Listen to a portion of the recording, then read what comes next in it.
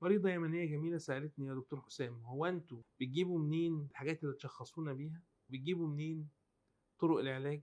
وازاي بترتبوها؟ الحقيقة كان رد عليها واضح جدا: احنا بيبقى عندنا دايما قواعد للتشخيص، وعندنا توصيات للعلاج من المؤسسات الكبيرة للروماتيزم. طيب بنجيبها احنا منين؟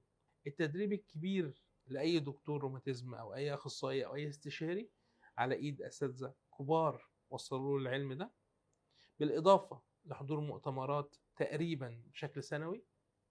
3، توصيات عالمية بتطلع لنا من المؤسسة الأمريكية للروماتيزم والمؤسسة الأوروبية للروماتيزم، وأحيانا كمان بيبقى في مؤسسات إقليمية زي المؤسسة الأفريقية أو المؤسسة العربية أو المؤسسة الآسيوية، أو حاجات محلية حتى زي التوصيات الإنجليزية أو التوصيات الأمريكية. كل الحاجات دي بنجمعها ونبدأ نستخدم الأصلح لمجتمعنا.